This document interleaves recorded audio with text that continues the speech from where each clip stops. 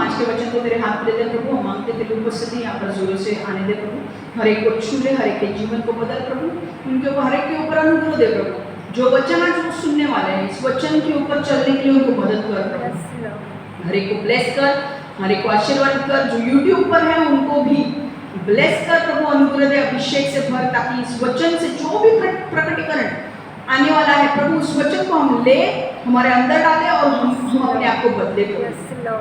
परमेश्वर तेरा वचन कहता है be the doers of the word, परमेश्वर के वचन पर चलने वाले लोग बनो, परमेश्वर हमें वचन पर चलने वाले लोग बना, सिर्फ सुनने वाले नहीं प्रभु। यीशु के नाम से मैं प्रार्थना करती हूँ कि शैतान इस वचन को चुरा ना पाए और हर एक व्यक्ति जो ये वचन सुनने वाला है उसके जीवन में 100 गुना फल आए। यीशु के नाम से मैं प्रार्थना करती हूँ, आमेन आमेन आमेन, हालेलुया। आज जो है आज हमारा कम्युनिकेशन का पार्ट 3 होने वाला है, संचार, ओके, बातचीत का पार्ट 3 होने वाला है। आज के जो पॉइंट है हम 7वें पॉइंट से आगे बढ़ने वाले हैं, ठीक है? रेडी है आप लोग? गुड। पहला पॉइंट जो है, 7वां पॉइंट जो है वो है सम्मानपूर्वक बोले, सम्मानपूर्वक बोले, speak respectfully, speak respectfully, you know. परमेश्वर हमें क्या सिखाता है, सब लोग इधर देखेंगे, परमेश्वर हमें क्या सिखाता है कि हमें सबसे सम्मानपूर्वक बातें करनी है, ओके? जब हम दूसरे लोगों से बात करते हैं तो हमें तू तड़ाके से बात नहीं करनी है, हमें उनको आदर देके, सम्मान देके उनके साथ बात करनी है, ओके? कई बार यू नो जब लोग, कई बार हमें ऐसी बात नहीं करनी है जिनके वजह से दूसरों का अपमान हो या दूसरों को ठेस पहुंचे, ओके? हमें ऐसी बात नहीं करनी है जिसके वजह से दूसरों का अपमान हो या दूसरों को ठेस पहुंचे। कई बार आपने देखा होगा फ्रेंड्स जब बातें करते हैं तो एक दूसरे को गाली देकर बात करते हैं, मजाक है इसलिए गाली देते हैं एक दूसरे को। कई बार बात करते हैं तो डबल मीनिंग के जोक्स लाते हैं, कई बार अपमानपूर्वक बातें करते हैं। मतलब कई बार क्या होता है, लोग के मुंह से कभी कभी ऐसी बातें हमारे लिए निकलती हैं जिसकी वजह से हमारा अपमान होता है, ओके? कई बार तो लोग ना डबल मीनिंग के जोक्स मारते हैं, फ्रेंड में देखा है, डबल मीनिंग जोक्स मारते हैं, कोर्स जोकिंग बोलते हैं उसको। फिर यू नो अपमान के लिए, अरे कभी अभी बंदा है सपोज, अगर उसे एक फ्रेंड है, उसको बहुत अच्छी तरह से दौड़ने के लिए आता है और दूसरे बंदे को नहीं आता है क्योंकि वो थोड़ा मोटा है, तो पहला वाला बंदा दूसरे को क्या बोलेगा, अरे तुझे तो कभी दौड़ने के लिए नहीं आएगा, तू तो कभी दौड़ ही नहीं सकता। ये क्या है? ये अपमान या दुख पहुंचाने वाली बात है। तू तो कभी आगे बढ़ ही नहीं सकता, तेरे लाइफ में तो आगे कभी कर ही नहीं सकता, बढ़ ही नहीं सकता, तेरे लाइफ में तो कोई इधर ही रहना है। ये क्या है? अपमानजनक बातें। और ये अपमानजनक बातें सिर्फ फ्रेंड्स के बीच में नहीं होती, किसी भी रिलेटिव्स के बीच में, फैमिली के बीच में हो सकती है। पर हमें क्या सीखना है कि हमें किसी का अपमान नहीं करना है। हमारे मुंह से क्या क्या निकल सकता है? बहुत सारी गलत चीजें निकल सकती है। एक तो हम दूसरे को श्राप दे सकते हैं, दूसरों का अपमान कर सकते हैं, हम दूसरों को दर्द पहुंचा सकते हैं। यू नो कई बार इजरायली लोगों के यहाँ पे पता है क्या होता था?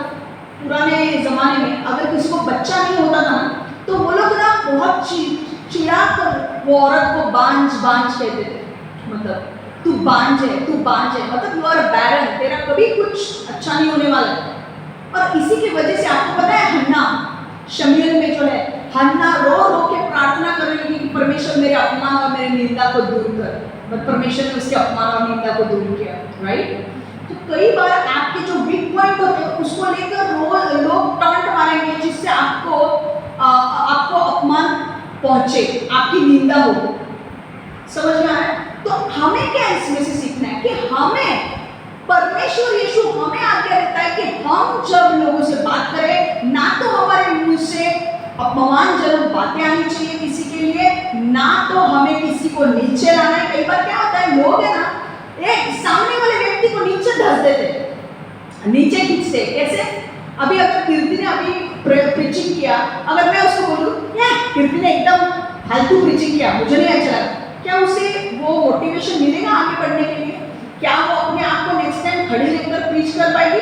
नहीं। पर अगर मैं उसको बोलूं कीर्ति तूने 60% अच्छा किया, 40% से थोड़ी सी मेहनत करने की जरूरत है, वो भी तू करेगी तो और भी अच्छा करेगी, ये बोलूं तो अच्छा लगता है पहली वाली चीज। दूसरी वाली क्यों? क्योंकि मुझे ये भी बताना है उसको कि हाँ थोड़ी मेहनत करेगी तो अच्छा करेगी, पर मेरा बोलने का तरीका उसको नीचे खींचने का नहीं। ऐसी कीर्ति तेरे को कभी प्रीचिंग नहीं आएगा, ये कभी किसी को नहीं बोलना है। आपके मुंह से कभी किसी की निंदा अपमान नहीं होने चाहिए, कभी किसी को दर्द नहीं पहुंचाना है, कभी किसी को नीचे नहीं खींचना है। जब आप लोगों के ऊपर एक उंगली उठाते हो, जान लो 3 उंगली आपको फेस कर रही है, वो 3 उंगली आपको बोलती है तू पहले अपने आप को देख, बाद में दूसरे के ऊपर उंगली लगा। बहुत सारे लोग क्या होते हैं पता है, लोगों को छोटा देखकर अरे हम तो बड़े हैं, हमको बहुत नॉलेज है, उनको ना नीचे गिराते हैं। तू क्या है रे, तू कभी नहीं कर पाएगा, तू क्या है? अरे भाई तुम्हारा देखो ना, पहले तुमने कितने झंडे गाड़े हमको पता है, दूसरों को मत नीचे लाओ। समझ में आ रहा है? बिल्कुल भी किसी को अपमान नहीं करना है, स्पीक रिस्पेक्टफुली, सबका आदर रख के बात करो, भले उनको नहीं भी आता हो। बोंगो मुझे नहीं आता था पहले बजाने को, परमेश्वर ने अभी अभी बोंगो बजाने के लिए मुझे ये दिया है, पहले नहीं आता था, बोंगो अच्छा नहीं बजाती थी मैं। अगर मेरे को कोई आके बोले है तू कभी नहीं बजा पाएगी तो होता क्या, अब मुझे परमेश्वर ट्यून देता है कैसे बजाने का, मैं बजाती हूँ बोंगो। किसी भी व्यक्ति को 1 मिनट नहीं लगेगा, परमेश्वर जब अभिषेक देगा तो वो व्यक्ति बदलेगा। किसी को नीचे मत गिराओ, परमेश्वर बोलता है बातें करो तो ऐसे करो जिसको तुम दूसरे को बिल्डअप कर सकते हो, जिसको दूसरों को उठा सकते हो। नीचे गिराना तो सब गिराते हैं भाई, हर कोई व्यक्ति नीचे गिराने के लिए माहिर है, उठाने वाले बहुत कम है, और हमको उठाने वालों में से बने। तो हमारे मुंह से अश्लील जोक्स नहीं आने चाहिए, डबल मीनिंग के जोक्स नहीं आने चाहिए, गंदी चीजें बोलनी नहीं है हमको, अपमानजनक चीजें बोलनी नहीं है, दूसरों को नीचे लाने वाली चीजें हमको बोलनी नहीं है। कई बार ग्रुप में गैंग करके बोलते हैं अरे बोल रहे इसका मजाक उड़ाते हैं, आज इसको पकड़ दे, इसको हम लोग नीचे लाते हैं। भाई तुम नीचे लाते हो, तुम क्या हो यार, तुम दूसरों को नीचे ला रहे हो, तुम क्या हो, तुम बहुत कुछ बड़े हो गया। अगर परमेश्वर ने एक अभिषेक दे दिया ना, एक अनुग्रह पतरस को, पतरस जो था उसका उदाहरण मैं देती हूँ। पतरस जो था वो एक मछुआरा था, वो स्कूल में भी नहीं गया था। आप तो 4th-5वीं पढ़े होंगे या स्कूल में गए होंगे, कॉलेज किया होगा, वो तो स्कूल में भी नहीं गया था। पर जब पतरस के ऊपर अभिषेक आया तो वही पतरस ने 3000 लोगों को प्रचार किया और 3000 लोगों ने उद्धार पाया।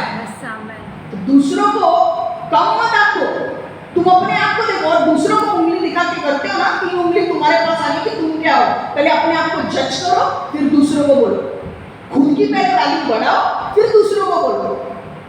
बहुत सारे लोग होते हैं उनको ऐसा लगता है भाई हमने तो बहुत तीर मार लिए, कौन से तीर मारे मुझे बता।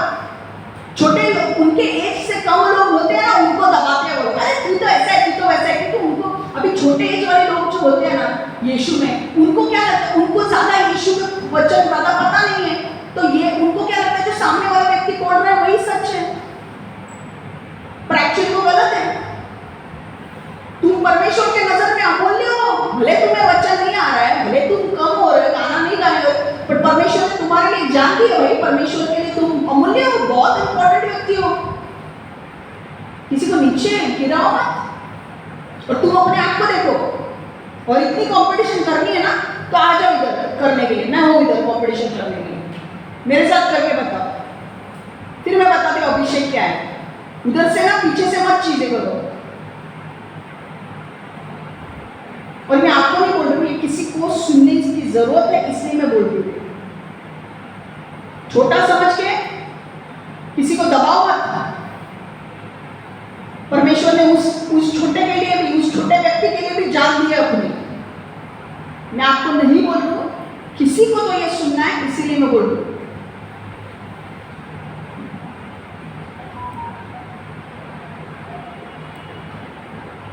आदर और सम्मान से जब आप बात करते हो, सामने वाला व्यक्ति आपका उतना ही आदर करेगा। परमेश्वर का वचन कहता है कि जो आदर आप आपको चाहिए ना, आप चाहते हो कि आप दूसरों को आदर दें, तो आप दूसरों को पहले आदर देना सीखें। आमेन। पहला जब परमेश्वर कहता है अगर आपको आदर चाहिए लोगों से, अगर आपको चाहिए कि भाई आपको लोग आदर दें, तो पहले तुम्हें दूसरों को आदर देना चाहिए। पहला वो सीखो, फिर तुमको सामने वाला आदर देगा, है कि नहीं? तुम गलत सलत बात करोगे तो सामने वाला क्या करेगा? और बोलते हो झूठ बोलते हो पीछे से लोग क्या करते हैं? झूठ बोलते हैं, अपने आप को बहुत किस्मत खान बताते हैं, भाई हम तो ये है। क्या है तुम कुछ नहीं हो।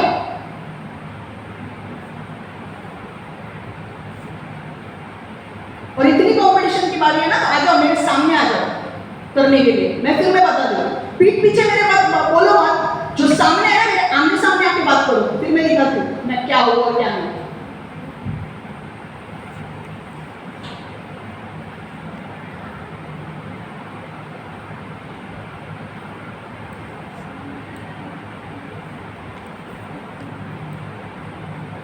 एक चीज हमेशा ध्यान में रखो, दूसरों के लाइफ में ना टांग अड़ाना बंद कर दो।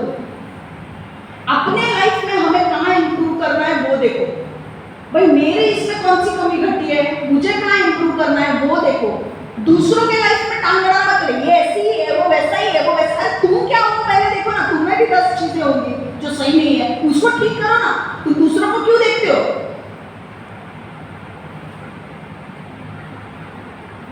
और ऐसे लोग बोलते हैं जिनकी खुद की कोई वैल्यू नहीं है, खुद की कोई वैल्यू नहीं है, लूसीफर के साथ कमेंट करके बैठे हैं और उनको ऐसा लगता है उन्होंने बहुत आसमान छू लिया। भाई लूसीफर के ऊपर यीशु है और हम लोग ने उसके साथ कमेंट किया है। आना है ना तो आधा भिड़ जा सामने, आमने सामने भिड़, फिर मैं बताती हूँ।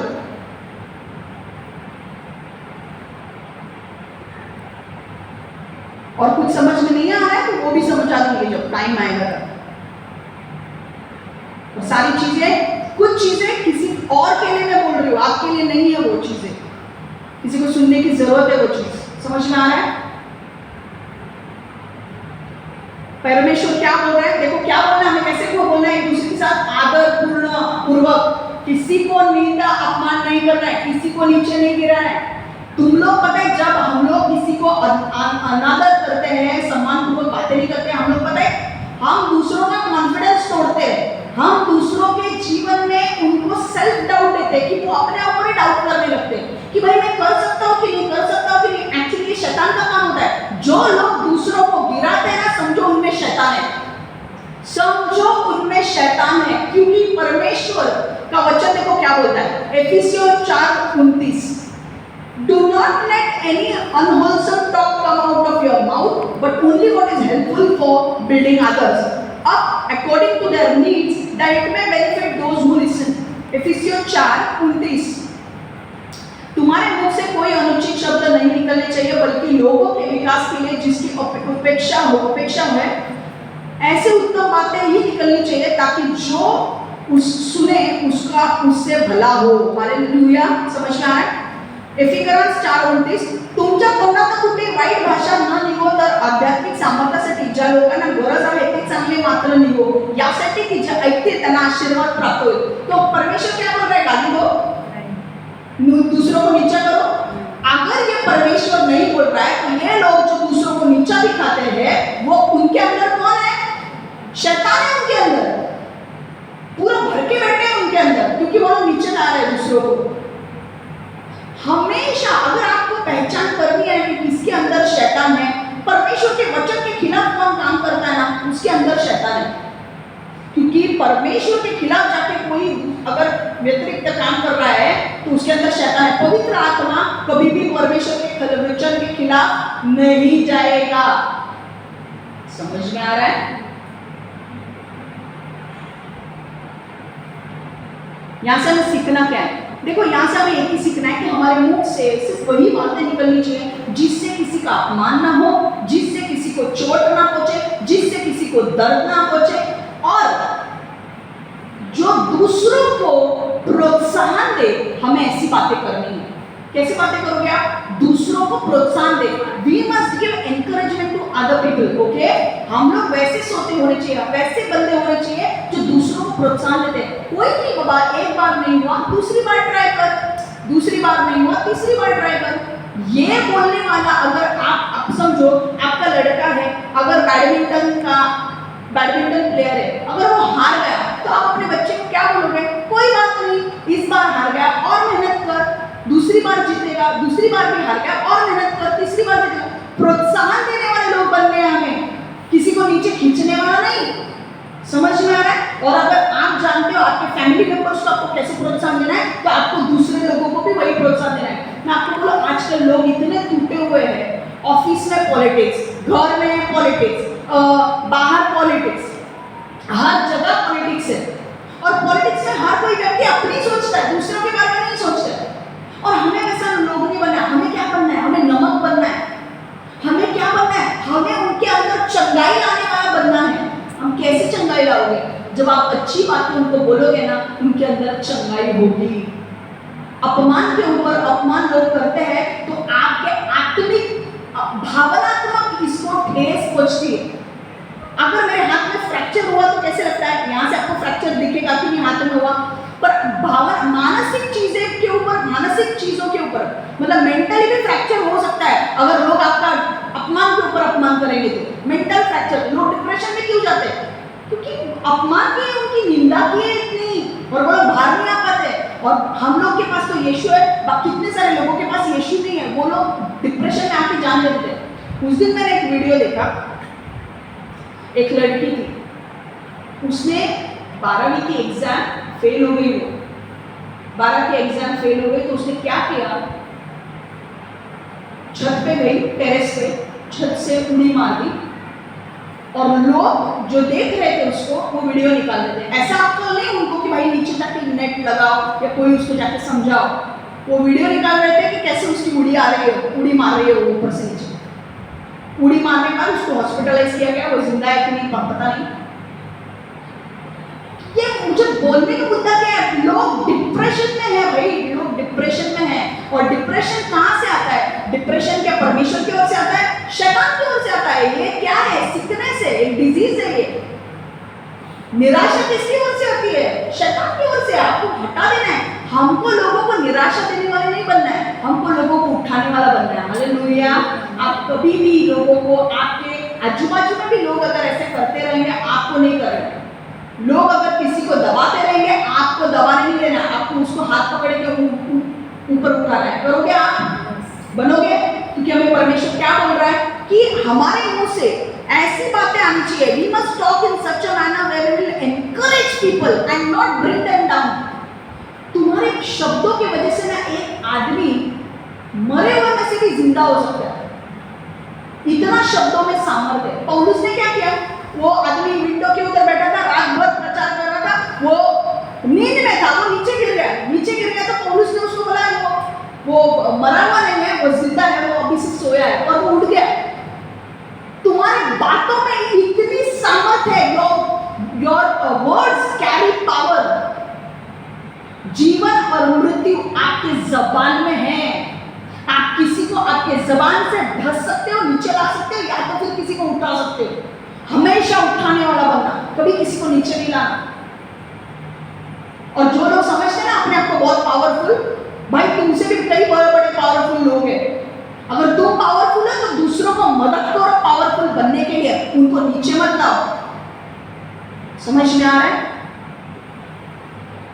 अगर कविता अभी वर्शिप करना चालू करेंगे, अभी आगे वो वर्शिप में लीडर बनेगी, तो मैं उसको क्या करूंगी? दूसरों को ट्रेन कर। अब वर्शिप लीडर बन के वो दूसरों को हंसने लगी दूसरों के ऊपर, तो क्या मुझे अच्छा लगेगा? मैं उसको बोलूंगी तेरे ऊपर हम लोग कभी हंसे थे, तो तुझे भी किसी के ऊपर हंसना नहीं चाहिए, है कि नहीं? ध्यान में रखो ये चीजें। और हमारे चर्च में तो बिल्कुल होना नहीं चाहिए। मैंने क्या बोला? हमारे चर्च में भी कोई नया प्रीचिंग कर रहा है, कोई नया बजा रहा है, गलती होगी, 10 बार गलती करेगा, फिर भी उसको प्रोत्साहन देना है। होता है कि नहीं? हम लोग ताली बजाते हैं कि नहीं? उसके लिए क्यों बजाते हैं? प्रोत्साहन देना है हमको। समझ में आया? प्रोत्साहन से ही परमेश्वर, जो लोग गिरे हुए लोग ऊपर उठते हैं। समझ में आ रहा है? दूसरा पॉइंट, दूसरों को प्यार से सुधारे। अगर आपको देखो, correct others gently, correct others gently, दूसरों को प्यार से सुधारे।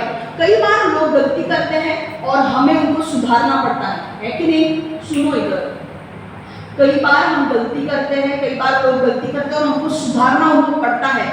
ऐसा सुधार जब हमको लाना है, अगर करेक्शन उनमें लाने हैं तो हमें सम्मानपूर्वक रूप से लाने हैं, रिस्पेक्टफुली उनको बताना है, उनको नीचे नहीं गिराना है ना। क्या बजाता है, क्या गाना गाता है, क्या बैटिंग करता है, अरे बैटिंग करता है क्या, तू फील्ड पे है क्या, तेरे को क्या पता कौन सा बॉल आ रहा है। उधर से बैठ के बोलना बहुत इजी है भाई, तू बैटिंग कर फिर मैं बता दूँ। शुभमन गिल ने ना ऐसा मारा, अरे भाई वो वहां पे खेल रहा है, उसको पता है कौन सा बॉल कहां से आ रहा है। आजकल लोग कमेंट्री कर रहे हैं, चौमेंट्री बोल रहे हैं, जानबूझ के चौमेंट्री बोल रहे हैं। लोग ना चौमेंट्री करने में बहुत होशियार है, कमेंट्री करने में। अरे ऐसा करना चाहिए, वैसा करना चाहिए, भाई तू फील्ड पे आके करना, तू बता ना मेरे को करके।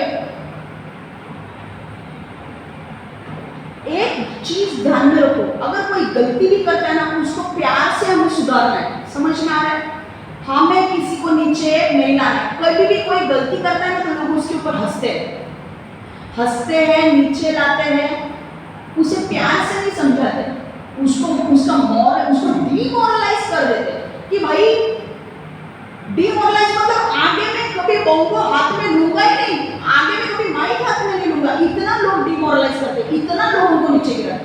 गलती किया उसने नोट्स में, गाने में या फिर, पर आपको प्यार से समझाना चाहिए कि और थोड़ा मेहनत कर, आ जाएगा। समझ में आ रहा है। यहाँ से हमें दूसरा पॉइंट क्या सीखना है, अगर आपका दोस्त गलती कर रहा है तो आपको उसकी गलती उसे दिखानी है, और हमें यह चीज प्रेम से करनी है। अगर आपने गलती की तो मैं आपको आपकी गलती कैसे बताऊंगी, प्रेम से, है कि नहीं। मैंने कीर्ति को अभी प्रेम से बोला, प्रेम से आके उसने मुझे बोला मुझे ना हिंदी नहीं, मुझे मराठी लेना है। बोला नहीं कीर्ति, तेरे को कर करके आएगा, भले तूने अपनी गलती की पीछे में, पर तू आगे थोड़ा मेहनत करेगी तो इंप्रूव कर पाएगी। अब ये मैंने उसको कैसे समझाया, प्रेम से। मुझे कैसे समझाना उनको, प्रेम से। सामने वाला गलती कर रहा है तो उसको नीचे धसना नहीं है, नीचे डालना नहीं है कि भाई वो कभी ऊपर उठ नहीं पाएगी। सारे शैतान की चालें हैं। शैतान लोगों को इतना डिमोरलाइज करता है कि लोग आगे माइक पकड़ने के लिए शर्माते कि भाई मुझे नहीं करना है। हमेशा ध्यान में रखो, जब आप लीडरशिप के पोजीशन पे आते हो, दूसरों को ऊपर उठाना सीखो, नीचे गिराना नहीं। मैं लीडर हूँ और मैं कौन से लेवल पे जाने वाली हूँ मुझे वो भी पता है, पर इसका फायदा नहीं उठाना है मुझे। इनफैक्ट मुझे लोगों को मदद करना है कि बॉस को गलती कर रहा है, पर मुझे बोलना कैसे, उनको आदर से, रिस्पेक्टफुली उसकी गलती मुझे बतानी है, ताकि वो अपना जो चीज है वो सुधर सके। समझ में आ रहा है। मुझे उसको अब्यूज नहीं करना है, मुझे उसको नीचे नहीं लाना है। लीडरशिप के पोजीशन पे जब परमेश्वर तुम्हें लेके जाता है तो दूसरों को नीचे लाने के लिए नहीं, दूसरों को उठाने के लिए कि भाई तू लीडर बनना है, दूसरे भी लीडर्स को खड़े कर। समझ में आ रहा है। कभी भी किसी की गलती अगर आपको दिखानी है तो प्रेम से उसकी गलती दिखानी है। वचन कहां पे देखो, एफिसियों 4:15। बल्कि हम प्रेम के साथ सत्य बोलते हैं, हर प्रकार से मसीह के जैसे बनने के लिए विकास करते जाएं। मसीह सिर है। Instead speaking the truth in love, Ephesians 4:15. Instead speaking the truth in love, we will grow to become in every respect the mature body of Him who is the head, that is Christ. कैसे बोलना है हमें? Instead speaking the truth, सच तो बोलना है, गलती की है उसे सच बताना है, पर हमें कैसे बोलना है? प्रेम से उसे समझाना है। समझ में आ रहा है। और अगर प्रेम से पहले तो 2-4 बार प्रेम से समझाना है, अगर नहीं समझता है तो फिर बाद में थोड़ा स्ट्रिक्ट होना है, क्योंकि कई बार क्या होता है, लातों के भूत बातों से नहीं मानते। समझ में आ रहा है। लातों के भूत बातों से नहीं मानते। 5 बार भी बोला तो भी अगर अक्ल नहीं आ रही है तो मुझे चिल्लाना पड़ेगा तब, पर पहले नहीं। समझ में आ रहा है। 5 बार 6 बार प्यार से बोलूं, बाद में तुमको आवाज उठाना पड़ेगा। अब सपोज मेरा एक बच्चा है, मेरा बच्चा हाथ में छुरी लेकर घूम रहा है, तो मैं 1 बार डांटूंगी छुरी मत ले, 2 बार डांटूंगी, 3 बार, 5वीं बार के बाद मैं उसको ऐसा डांटूंगी कि हाथ में लेना नहीं चाहिए मुझे, क्योंकि मुझे पता है भाई वो छुरी अगर लेगा उसको लग जाएगा तो दर्द किसको होने वाला है? मुझे होने वाला है। उसको तो होगा, पर उसको दर्द हो रहा है इसलिए मुझे दर्द होगा। समझ में आ रहा है? तो आपको गलती किसी की बतानी है तो आपको प्रेम से बताना है।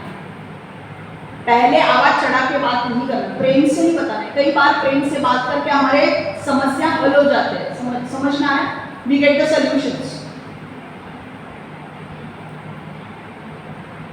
आजकल मैं आपको बोलूं, जीवन में सब लोग झूठ तो बोलते हैं, झूठ इतना हो गया है कि पूछो मत। सच कम हो गया है, झूठ ज्यादा हो गया, निंदा अपमान ज्यादा हो गया, प्रशंसा कम हो गई, एप्रिसिएशन कम हो गया, प्यार कम हो गया है, नफरत ज्यादा बढ़ गई है, अंधकार ज्यादा हो गया है, उजियारा कम है। और परमेश्वर हमको प्रकाश बनाने के लिए बुलाया है, उसने हमको लाइट बन के बुलाया है यहाँ पे। तो हमको कैसे रहना है? हमको अलग रहना है। जब जैसा बिहेव करता है वैसे हमको नहीं करना है। जब हमको लगना चाहिए कि भाई इनके अंदर कुछ तो है, इनके साथ बात करके ना मुझे बहुत अच्छा लगता है, वो क्या चीज़ है? परमेश्वर की उपस्थिति, जो उनको हमें देखकर उनको अलग लगता है। जब आप ये वचनों पर चलोगे ना, परमेश्वर आपके आजू बाजू में ऐसे लोग रखेगा जिनको आपकी जरूरत पड़ेगी, और वो बोलेंगे कि भाई मैं इनको जानती नहीं हूँ, जानता नहीं, पर जब भी मैं इनसे बात करती हूँ ना मुझे बहुत शांति महसूस होती है। लोग आपके सामने ये बोलेंगे। हालेलुया। ये आपके अंदर आपको अपने चरित्र में बदलाव लाना है। किसी को भी अगर आपको समझाना है, किसी को आपको करेक्ट करना है तो प्यार से करेक्ट करना है। पर कई बार ऐसा होता है कि भाई 10 बार प्यार से करेक्ट करने के बाद भी उसको दिमाग में नहीं आ रहा है, तो थोड़ा आवाज बढ़ाने का। समझ में आ रहा है?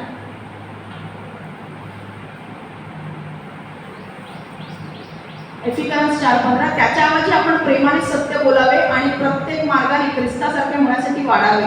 ख्रिस्त हा मस्तक आहे। अगर आपका दोस्त पाप कर रहा है और आपको उसे सुधारना है तो आपको उसके साथ नम्रता से बात करनी है और उसे सही मार्ग पर लाना है। ओके?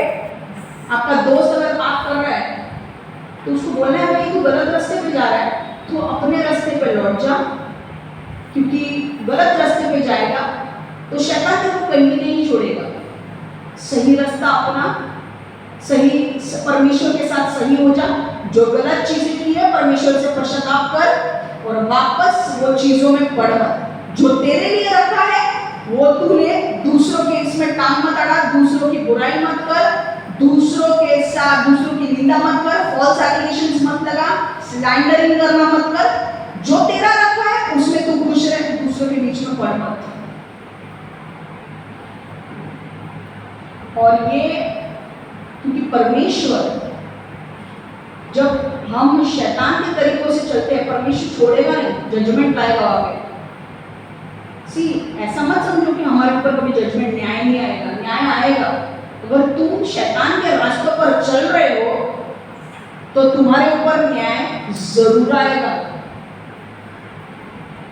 तुम गलती कर, एक ध्यान में चीज रखो, what you sow so shall you reap. अगर तुम अच्छी चीजें पृथ्वी पर डालोगे, रखोगे, अच्छी चीजें पृथ्वी पर करोगे, अच्छी चीजें तुमको मिलेगी। पर अगर बुरी चीजें करोगे, पीठ पीछे जाके लोगों की निंदा करोगे, उनके खिलाफ बातें करोगे, उनके खिलाफ कुछ इतनी गंदी बातें फैलाओगे, रूमर्स फैलाओगे, तो एक बात ध्यान लो भाई, टाइम पे अभी बदलना है, अभी सुधरो। एक वक्त आएगा जब परमेश्वर का अनुग्रह का समय खत्म हो जाएगा, उसके बाद जजमेंट इतना भयंकर आएगा कि आप झेल नहीं पाओगे, और वो होगा।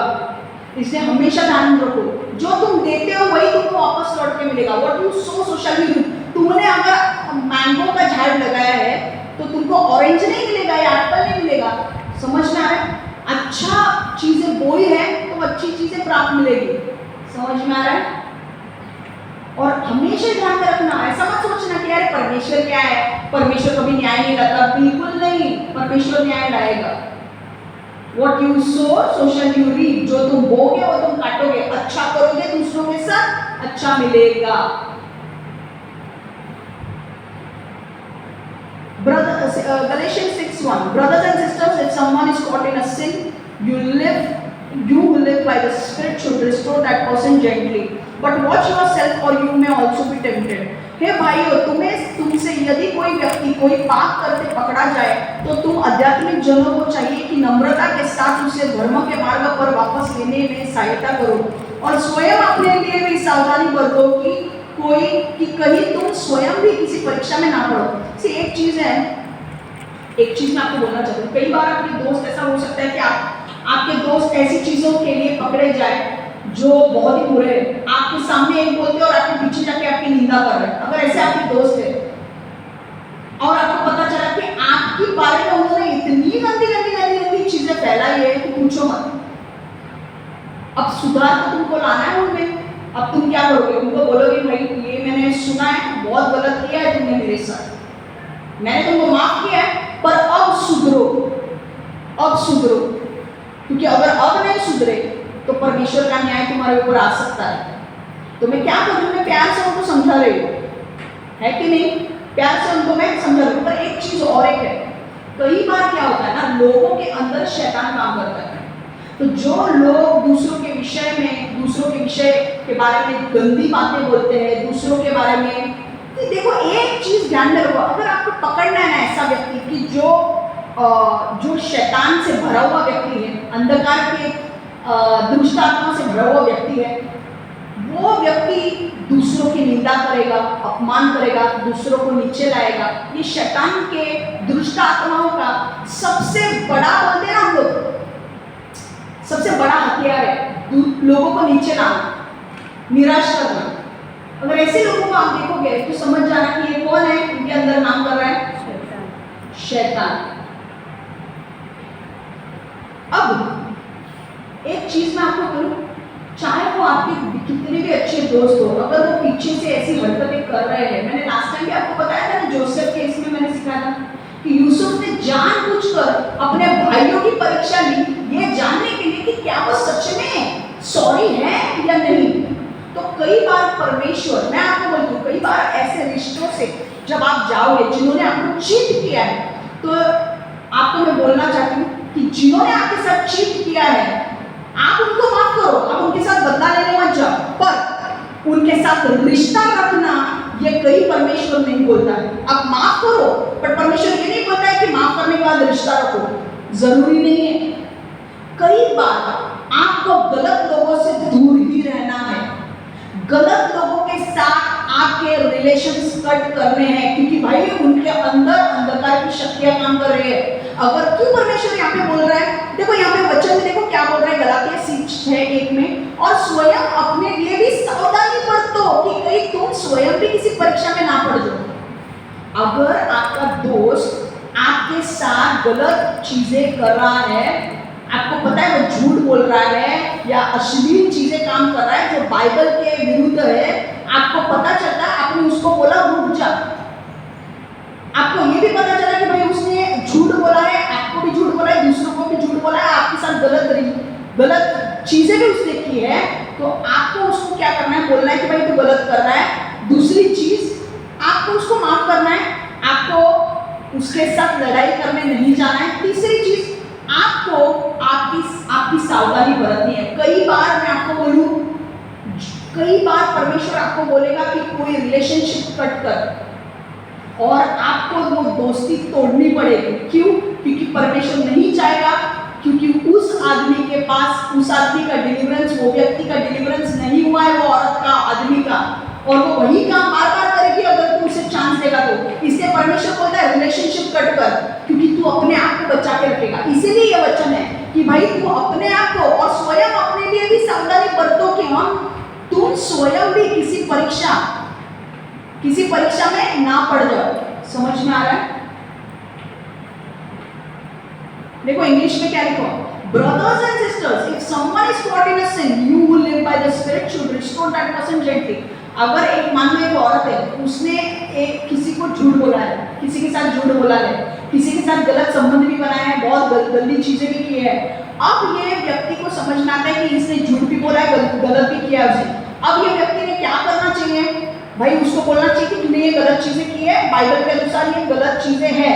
दूसरी चीज, उस व्यक्ति ने दूसरे व्यक्ति को माफ करना चाहिए। पर तीसरी चीज, लड़के या लड़की ने क्या करना चाहिए? उस गलत व्यक्ति के साथ रिश्ता बंद कर देना चाहिए।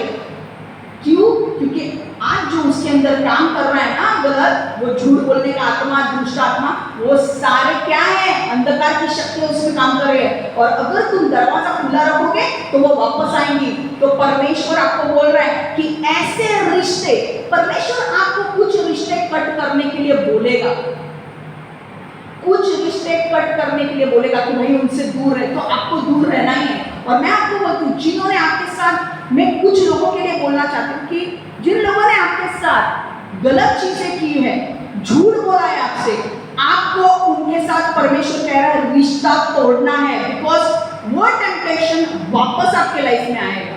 और परमेश्वर आपको बचाने के लिए आपको बोल रहा है कि आपको वो गंदे दोस्त, वो गंदे फ्रेंड्स आपको दूर रखने हैं, आपको उनके साथ नहीं रहना है, आपको सारे टाइप सिवर करना है। बीच में मैं आपको बोलती हूँ, कुछ चीजें मुझे समझ में आ गई in the month of July या जून में। मैं सिर्फ टाइम के लिए रुकी थी कि परमेश्वर कब मुझे बोले कि कब मैं उन चीजों का सामना करूं। समय आ गया, मैं सामना भी कर लिया उस चीजों का। पर परमेश्वर ने मुझे क्लियरली बोला कि ये दोनों तेरे जो फ्रेंड्स हैं ना, इनके साथ संबंध नहीं रखना है, कट कर दे। आप विश्वास नहीं करोगे, मैंने व्हाट्सएप पर उनको ब्लॉक कर दिया, ग्रुप में से भी निकाल दिया। परमेश्वर ने मुझे बोला बिल्कुल इनके साथ रिश्ता नहीं रखना है। ये तेरे सामने एक बोलते हैं, पीछे तेरी निंदा करते हैं, और पीछे जाके लोगों को तेरे बारे में बहुत गंदी बातें बोलते हैं। बिल्कुल इनके साथ रिश्ता नहीं रखना है। मुझे पता चला, मैंने उनको ग्रुप में से निकाल दिया, उनको व्हाट्सएप पे भी ब्लॉक किया। क्योंकि बाबा एक गंदी मछली तालाब को खराब करती है, मुझे खराब नहीं होना है। मुझे परमेश्वर ने बोला, मैंने तुरंत बंद कर दिया। मैंने उनको माफ कर दिया, उन्होंने जो गलत चीजें मेरे साथ की मैंने उनको माफ कर दिया। मैं जाके उनसे बदला नहीं लेने वाली हूँ, पर आज के बाद कुछ भी संबंध मेरे और उनके कभी नहीं होंगे। I have severed all my ties with them because God has clearly told me not to be friendly with them. क्योंकि तेरे लिए उन्होंने बहुत फॉल्स एलिगेशंस लगाए। और एक चीज ध्यान में रखना, तो परमेश्वर के अभिषक्त को ऐसे कुछ भी बोल नहीं सकते। परमेश्वर के अभिषक्त के साथ जो लोग हैं ना, उनके साथ बहुत केयरफुल रहो। तो परमेश्वर के अभिषक्त मतलब it's like we are ambassadors of God. हम राजदूत बोलते हैं ना, वो है परमेश्वर। अमेरिका के एम्बेसडर्स कौन है? इधर रहते हैं एम्बेसडर्स। हम परमेश्वर के राजदूत हैं, हम परमेश्वर के अभिषक्त चुने गए हैं। अगर हमारे खिलाफ कुछ बोलोगे ना, जजमेंट आएगा। हम कुछ करने नहीं जाएंगे, परमेश्वर लाएगा जजमेंट। तो ध्यान में रखो, बोलते वक्त जो मर्जी आए, जीभ निकाली, बोलो नहीं। और हम लोग क्षमा करते हैं, इसका मतलब ये नहीं है कि तुम हमारे सिर पे बैठो, अपने औकात में रहो, वही दशा है। क्योंकि हम क्षमा करते हैं, क्योंकि हम अच्छे हैं, क्योंकि हम पास्टर हैं, हम प्रीचर हैं, हमको शांत रहना चाहिए, इसका मतलब ये नहीं कि तुम हमारे सिर पे नाचो। मेरे बोलने से पहले ही परमेश्वर आपके ऊपर न्याय लाएगा। इसलिए मैं बोलती हूँ डोंट, क्योंकि परमेश्वर का वचन कह रहा है मेरे अभिषक्त को छुओ नहीं, उसे कोई भी दर्द मत पहुंचाओ। मेरे अभिषक्त को don't harm my profits, don't harm them, है कि नहीं? अभिषक्त के खिलाफ कभी कुछ मत बोलो, क्योंकि वो तुम्हारा कुछ बिगाड़ा नहीं है। और तुम बोल रहे हो अभी परमेश्वर के अभिषेक है, परमेश्वर ने उनको अभिषेकित किया है। आज तुम लोगों को क्या लगता है मूसा की तरह अभिषेक नहीं है? ये मिनिस्ट्री के द्वारा तुम देखोगे कौन से लेवल पे ये मिनिस्ट्री जाती है और अभिषेक तुम देखोगे।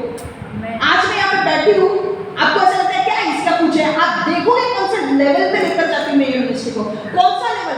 एड्स, कैंसर ऐसे ठीक होंगे, मरे हुए मुर्दे लोग जिंदा होंगे, देखो ये मिनिस्ट्री के थ्रू। और मैं आज ये रिकॉर्ड ऑन रिकॉर्ड बोल रहा हूँ, ऑन रिकॉर्ड, कि आने वाले सालों में ये होते हुए आप ये मिनिस्ट्री से देखोगे, मरे हुए मुर्दे जिंदा होंगे ये मिनिस्ट्री के थ्रू। अभिषेक आएगा और जिंदा होंगे। तुम क्या अपने आप को समझते हो? कुछ भी बोल सकते हो क्या किसी के बारे में? कुछ भी। हम लोग इधर पागल है क्या? इतना अभिषेक लाने के लिए क्या हम लोग पागल है? कौन सी चीज से नहीं गुजरे हमको पता है। तुम उठा के कुछ भी बोलते हो। तुमको क्या लगता है लूसीफर का तुम्हारे ऊपर हाथ तो सब कुछ चल जाएगा? अरे लूसीफर का हाथ है ना, तो ये भी जान लो हमारे ऊपर परमेश्वर का हाथ है, यीशु का हाथ है। और लूसीफर भीख मांगता है यीशु से कि मैं इसको हाथ लगाऊं या नहीं। आपको हार्म करने से पहले लूसीफर को परमेश्वर की परमिशन लेनी पड़ती है। तुमको क्या लगता है यार, ये क्या मजाक चल रहा है? मैं आपको नहीं बोल रही हूँ।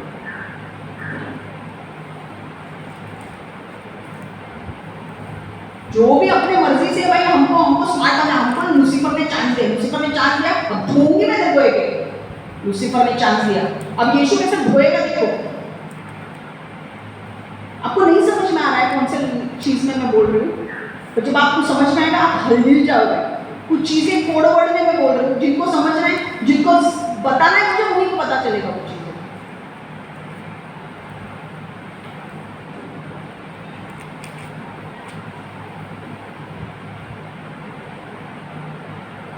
मैंने पहले भी कहा था, अरे यार कोई कर रहा है वैसे, कोई आपके साथ इतना कर रहा है, मैंने बोला मैं उसी टाइम तक चुप बैठी थी जब तक मुझे परमिशन ग्रीन लाइट नहीं देता।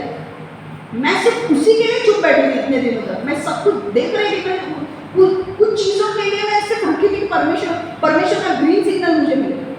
और मेरे को जैसा ग्रीन सिग्नल मिला ना, मैंने फुल टॉस लेके ढो डाला। फिर तेरा बॉल तू गूगली डाल रहा है, ऑर्डर डाल रहा है, मैं फुल टॉस, मैं फ्रंट फुट में आके फुल टॉस लेके देखो 6 मारूंगी जो बॉल स्टेडियम के बाहर जाएगा। फिर सचिन तेंदुलकर जब खेलता है ना, तो सामने शोएब मालिक हो या शेन वॉर्न हो, छोड़ेगा नहीं वो।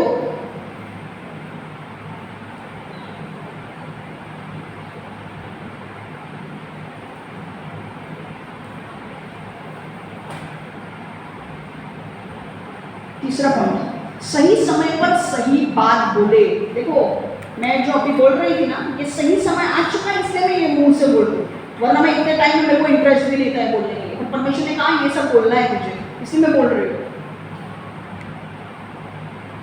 सही समय पर सही बात बोले, इसका मतलब क्या है? देखो जब हम ऐसा करते हैं तो लोगों को, जब हम सही समय पर सही बात करते हैं तो हम लोगों को सही दिशा देते हैं और उनको प्रोत्साहन देते हैं आगे बढ़ने के लिए।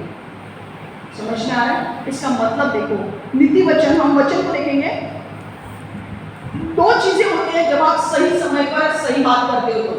एक तो लोगों को डायरेक्शन मिलता है, दिशा मिलती है, दूसरा उनको प्रोत्साहन मिलता है आगे बढ़ने के लिए। फॉर एग्जाम्पल देखो नीति वचन 25:11 से 12, प्रोवर्ब्स 25:11-12। अवसर पर बोला वचन होता है जैसे, अवसर पर बोला वचन होता है ऐसे जैसा हो चांदी का स्वर्णिम सेव जड़े हुए। जो कान बुद्धिमान की झिड़की सुनता है वो उसके कान के लिए सोने की बाली या कुंदन का आभूषण बन जाता है। Proverbs 25:11-12, like apples of gold in settings of silver is a ruling rightly given. Like an earring of gold or an ornament of fine gold is the rebuke of a wise judge to a listening ear. तुम्ही जर योग्य वेळी चांगली गोष्ट सांगितली तर ते चांदीच्या तबकातले सोन्याचे सफरचंद असेल। जर शाण्या माणसाने तुम्हाला समज दिली असेल तर ती शुद्ध सोन्याच्या अंगठीपेक्षा किंवा दागिन्यापेक्षा अधिक किमती असेल। हालेलुया। सही समय पर बात करना मानो ऐसा है कि टेबल पर चांदी की चीजें रखी है और बीच में सोने का सफरचंद रखा है। दूर से अगर आप देखोगे वो टेबल कितना सुंदर दिखेगा, चांदी के सेटिंग में सोने का सफरचंद रखा है, कितना अच्छा दिखेगा वो टेबल। इधर रखूं मैं तो वैसे ही परमेश्वर बोल रहा है कि सही समय पर सही बात बोलना एक सुंदर चीज है। हालेलुया। जो देखो मैं अभी क्या बोल रही हूँ, देखो फॉर एग्जाम्पल मैं बताती हूँ। जब हम सही समय पर सही बोलते हैं तो मानो टेबल पर रखे हुए चांदी के आइटम्स के बीच में सोने का सेब जैसे वो मेज बहुत ही सुंदर दिखता है कि नहीं? वैसे ही जैसे हम सही समय पर सही चीज बोलते हैं वो हमारे कानों के लिए सुहानी लगती है कि नहीं?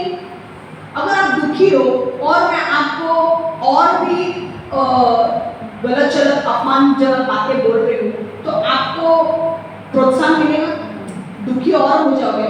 पर अगर आप दुखी हो और मैं आपको प्रोत्साहनजनक चीजें बोल रही हूँ कि नहीं सब अच्छा होगा, तुम्हारी लाइफ और अच्छी होगी, तुम्हें अच्छी लड़की मिलेगी। बहुत सारे लोग लड़के लड़कियां निराश हो जाती है कि भाई हमको एक भी लड़की अच्छी नहीं मिल रही है, लड़के अच्छे नहीं मिल रहे हैं, सब झूठे हैं, अपने अपने सेल्फिश लोग हैं।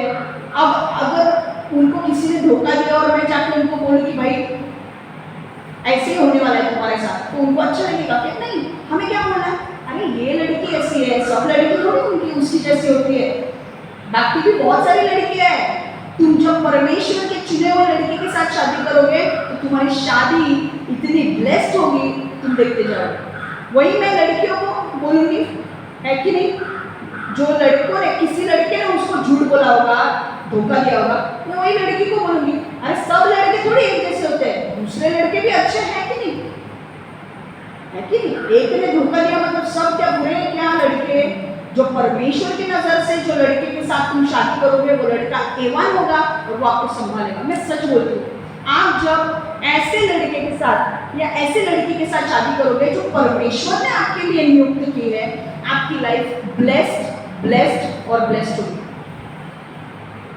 क्योंकि जो परमेश्वर की ओर से होते हैं ना, उनको आपके लिए ही बनाया गया है। आपकी चीजें वो झेल सकते हैं और उनकी चीजें आप झेल सकते हो। समझ में आ रहा? तो हमेशा कोशिश करना। देखो एक बात बोलूं, परफेक्ट विल होती है, एक जनरल विल होती है। परफेक्ट विल मतलब क्या? जो परमेश्वर को आपके जीवन में चाहिए वो, और जनरल विल मतलब जो आपके मर्जी से आप काम करते हो वो। जब आप जनरल विल में रहते हो, जब परमेश्वर की इच्छा को आप पूरा नहीं कर रहे हो, आप अपनी मर्जी से काम कर रहे हो, तो वहां पर बहुत लड़ाई झगड़े, फाइटिंग बहुत होगा, बहुत सारी लड़ाई होगी, झगड़े होंगे। वो रिलेशनशिप कभी भी स्थिर नहीं होगी, वो रिलेशनशिप ऐसी होगी। आज नहीं तो कल भाई ये रिलेशनशिप कब डिवोर्स हो जाएगा पता नहीं चलेगा, जब आप जनरल विल में चलते हो। जनरल विल क्या है? परमेश्वर की उपस्थिति ही नहीं है जनरल विल में। जो काम आप कर रहे हो आपकी मर्जी से कर रहे हो, वहां पर परमेश्वर है नहीं, तो वहां पर कौन होगा? परमेश्वर नहीं है तो शैतान होगा, और रिलेशनशिप चलने देगा नहीं देगा। पर जब आप परमेश्वर की मर्जी से, परफेक्ट विल मतलब क्या है? जब आप परमेश्वर की मर्जी से काम करते हो और जो परमेश्वर आपको बोल रहा है वैसे काम करते हो, तब आपके जीवन में ऐसे ग्राफ आपका ऐसा नहीं होगा। आपका ग्राफ ऐसा होगा। आप बोलोगे भाई ये लड़की के साथ, ये लड़की को मैं पहले क्यों नहीं मिला? आप बोलोगे ये लड़की को मैं पहले क्यों नहीं मिली? सच में ऐसा होगा, बिकॉज आपके लाइफ में इतनी शांति होगी वो लड़के को मिलकर, वो लड़की को मिलकर, कि आप जब दूसरों के साथ उस लड़की को कंपेयर करोगे या लड़के को कंपेयर करोगे, आप बोलोगे भाई यार मैं किसके पीछे जा रहा था, ये किसके पीछे जा रही थी? जब मैंने परमेश्वर के सुन के मैंने जब शादी किया, मेरी लाइफ कितनी अच्छी हो गई। ये मैं बोल रही हूँ सिंगल लोगों के लिए। भाई आज का हर वचन सिंगल लोगों के लिए बाद में शिफ्ट हो जाता है, ठीक है। अब एक उदाहरण देती हूँ, चलो मान लो एक उदाहरण देती हूँ।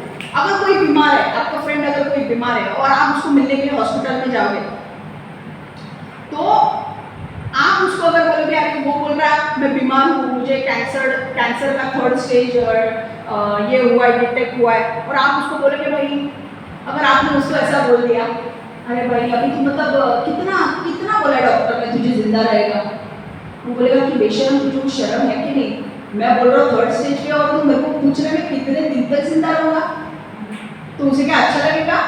वो बोलेगा मैं 2 महीने जिंदा रहने वाला था, पर तेरा सुन के अभी मुझे नहीं लगता मैं 1 महीना भी जिंदा रहूँगा, है कि नहीं?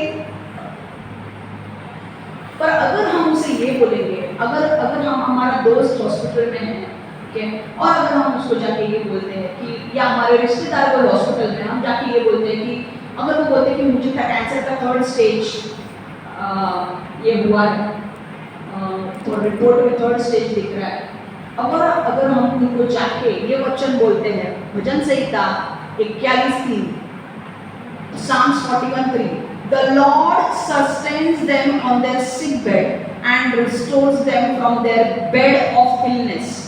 भजन संहिता 41:3, जब मनुष्य रोगी होगा और बिस्तर में पड़ा होगा, उसे यहोवा शक्ति देगा। वो मनुष्य बिस्तर से चाहे रोगी पड़ा हो, किंतु यहोवा उसको चंगा कर देगा। हालेलुया। देखो, तो माणूस जेव्हा आजारी पडून अंतरुणात अंथरुणावर असेल तेव्हा परमेश्वर त्याला शक्ती देईल. तो आजारात अंथरुणावर पडला तरी परमेश्वर त्याला बरे करेल. हालेलुया. तो ये वचन क्या बोल रहा है? अगर एक दुखी व्यक्ति को, रोगी व्यक्ति को अगर मैं ये बोलती हूँ कि परमेश्वर तुझे शक्ति देगा, परमेश्वर तुझे चंगा करेगा और तुझे वापस उठाएगा, तो उससे चंगाई मिलेगी कि नहीं? उससे शांति मिलेगी कि नहीं? उसके अंदर विश्वास उत्पन्न होगा कि नहीं? उसके अंदर कॉन्फिडेंस आएगा कि नहीं कि मैं यस चंगा हो सकता हूँ, है कि नहीं? कैंसर से भी मुझे चंगाई मिल सकती है, उसके अंदर विश्वास आएगा कि नहीं? इसे बोलते हैं सही समय पर सही बोलना. समझ में आ रहा है? उसे तो ये शब्द से मैं बोलूंगी कि भाई परमेश्वर तुझे शक्ति देगा और तुझे वो सिक बेड से उठाएगा और परमेश्वर तुझे चंगा करेगा, पहले जैसा तू चंगा होगा. उसे बोलते हैं राइट टाइम पे राइट बोलना. मैंने क्या बोला? राइट टाइम पे राइट बोलने से उसको दिशा भी मिलेगी और उसको प्रोत्साहन मिलेगा आगे बढ़ने के लिए. उसके अंदर ये आएगा कि नहीं, परमेश्वर मुझे चमत्कार करके मुझे चंगाई देगा. कितने लोग कैंसर के पीड़ित लोग चंगे हो गए हैं परमेश्वर के ऊपर विश्वास रख के. हालेलुया. हमें, मैंने कहा ना, राइट टाइम पे राइट. देखो मैं कई बार देखो लोग है ना भटकते हैं, उनको डायरेक्शंस नहीं होते हैं. कौन कहाँ पे जाऊँ मैं, क्या करूँ मैं? और जब हम उनको परमेश्वर की ओर से उनको डायरेक्शन देते हैं कि भाई ये लड़की नहीं, तेरे लिए ये लड़की नहीं है, ये लड़की है, या तेरे लिए ये लड़का नहीं है, ये लड़का है, तो क्या होगा? उनके अंदर कॉन्फिडेंस आएगा. हाँ बराबर. Right advice. अगर सपोज मान लो अगर एक व्यक्ति है जो 10वीं में फेल हुआ है और मान लो उसकी मम्मी मेरे पास उस बच्चे को लेकर आई है, तो मैं उसको क्या बोलूँगी? बेटा अभी तो फेल होगा, कोई बात नहीं, पढ़ाई कर, वापस जम के पढ़ाई कर, पास हो जाएगा. ये एडवाइस मिलने के बाद क्या वो सुसाइड करेगा? नहीं करेगा. तो हमें सही समय पर ऐसे राइट एडवाइस हमारे कानों के लिए सुहानी लगती है. It is pleasant to our ears. समझ में आ रहा है? तो कभी भी जब भी आपको राइट किसी को एडवाइस देना है, परमेश्वर के वचन से उसे एडवाइस. समझ में आ रहा है? अभी अगर कोई व्यक्ति मेरे को होता, अभी मैंने लास्ट टाइम भी वचन दिया ना, शादी के वक्त सिखा रही थी, कितने लोगों का पता है ना, वो लड़के का मैंने उदाहरण दिया था. वो लड़की ने उसके साथ झूठ बोला और वो भाग गई किसी और के साथ. तो क्या उसने क्या बोला? अब मैं कभी शादी नहीं करूंगा. अभी ऐसे लड़के को हम क्या बोलेंगे? भाई सभी लड़कियां वैसे नहीं होती है.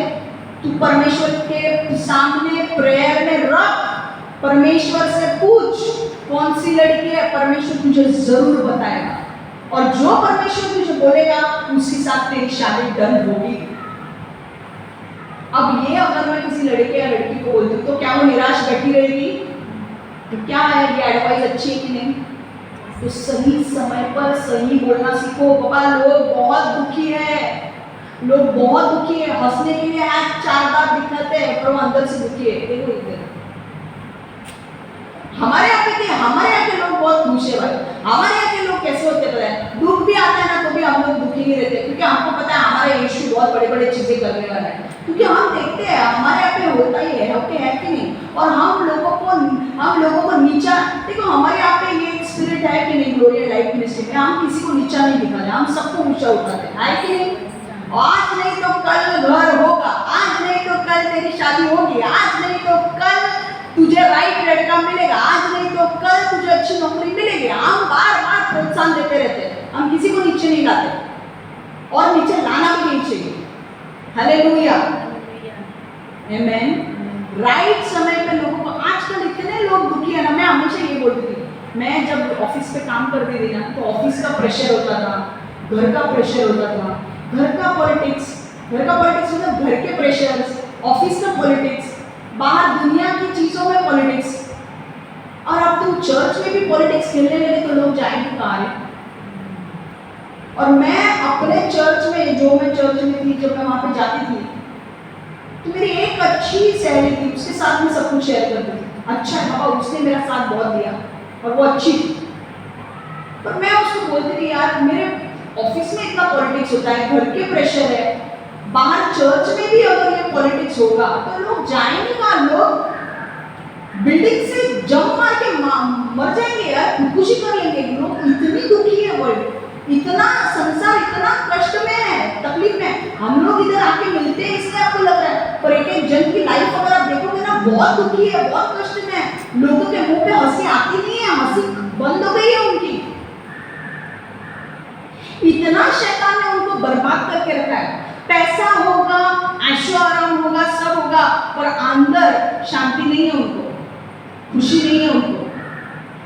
और ऐसे लोगों को मैं हमेशा एक चीज बोलती हूँ, मैं जब वहां पे थी ऑफिस में, तो मैं बोलती थी बाबा कोई भी चर्च में, हमारे चर्च में भी उस टाइम पे थोड़ा पॉलिटिक्स चलता था, झूठ नहीं बोलूंगी मैं, उस टाइम पे तो मैंने एक चीज बोली थी बाबा, एक मेरी फ्रेंड बहुत अच्छी थी तो उसको मैं सब कुछ बोलती थी। तो मैं आपको बोलूँ, अगर हमारे चर्च में पॉलिटिक्स चलने लगे तो लोग जाएंगे कहाँ? तो इसलिए आपको पता है ना, हमारे चर्च में कभी कोई पॉलिटिक्स खेला नहीं जाता है। सबको ऊंचा उठाने का, सबको चांस देने का और सबके लिए मदद करने की, है कि नहीं? किसके लिए मैंने मदद नहीं की वो बोलो, किसके लिए मैंने, अगर आपके लाइफ में ऐसा कुछ हुआ है और मैंने मदद नहीं किया, आप हाथ उठाओ। एक्सट्रीमली मैं एकदम बिजी हूँ और मैं नहीं कर पा रही तो मैंने बोला होगा, पर ऐसा कोई है जो आपको कभी आपको जरूरत पड़ी और मैंने मदद नहीं की? और क्या सिर्फ मैं नहीं, पर हमारे चर्च में किसी और एक दूसरे ने, हमने वो कल्चर ही रखा है कि एक दूसरे की मदद करके एक दूसरे को बढ़ाना है। मेरा काम नहीं है कि किसी को जाके किसी का घर देख के आओ, पर मैं क्यों करती हूँ? मेरे को पता है परमेश्वर ने बोला है मदद कर उसकी, क्योंकि वो नहीं जानती। भाई मैं अपने चर्च, मुझे ना तो पॉलिटिक्स मेरे चर्च में खेलना है, ना ऑफिस में, ना कहीं पे भी मुझे पॉलिटिक्स चाहिए ही नहीं। सबको ऊंचा उठाना है, सबको सही दिशा पे लाना है। अगर कोई गलत कर रहा है तो उसको प्रेम से बताना है, और अगर ज्यादा ओवर कर रहा है तो उसको डिलीवरेंस देना है। हमारे पास वो भी अभिषेक है डिलीवरेंस देने का, आपको पता है।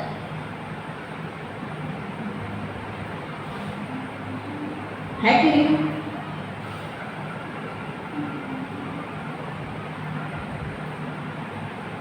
करना ही है हमारे चर्च में नहीं।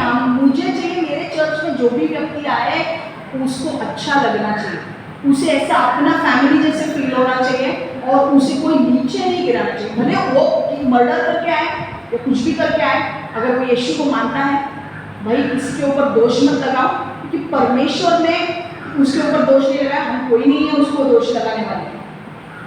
Okay, there is no guilt and condemnation in Christ. परमेश्वर उनको दोषी नहीं देखता तो तुम कौन हो भाई? हाँ, जहाँ पर गलती बतानी है तो बतानी है, जहाँ पे सुधार लाना है वो सुधार लाना है, पर वो भी प्रेम से लाना है। अगर नहीं समझते प्यार से तो फिर ऊंचे स्वर लगाने बाद में, या तो फिर डिलीवरेंस स्टेज पे लेकर जाना है, लेवल 2 डिलीवरेंस। क्यों? क्योंकि इनके अंदर कौन काम कर रहा है? शैतान। उसको कैसे काउंटर अटैक करना है? डिलीवरेंस से। इसलिए हमारे यहाँ पे मैनिफेस्ट नहीं होते और मैनिफेस्ट होते तो हम निकालते हैं। हाँ क्या बराबर ना, नाइजीरिया के ऐसे जाके आएंगे क्या? लोगों को प्रूफ चाहिए भाई नाइजीरिया जाने के। कौन कौन था नाइजीरिया? किसको अनॉइंटिंग वाटर मिला? एक को मिला, दो, कितने? मैंने 27 अनॉइंटिंग वाटर की बॉटल लाए थे, 27 सबको याद करके मैंने अनॉइंटिंग वाटर दिया कि नहीं तुझे? फिर अगर प्रूफ चाहिए मुझे मिलो, प्रूफ देती हूँ। ताइवान गई हूँ, प्रूफ देती हूँ। नाइजीरिया गई हूँ, प्रूफ देती हूँ। इजराइल गई हूँ, प्रूफ देती हूँ। और कौन सा प्रूफ चाहिए? एनएससी का प्रूफ चाहिए, एनएससी का प्रूफ देती हूँ। कौन सा प्रूफ चाहिए बोलो? कुछ भी इधर माइक पे आके कुछ भी नहीं बोलती हूँ मैं। जो मैं गई हूँ, जो मैं जिसमें से गुजरी हूँ, जो मैंने अचीव किया, मैं वही बोल रही हूँ। दूसरों को बढ़ाने के लिए और दूसरों को इंप्रेस करने के लिए नहीं बोल रही हूँ। भाई मैं जिधर हाथ डालूं उधर मैं सोना बना सकती हूँ, इतना अभिषेक है मुझे।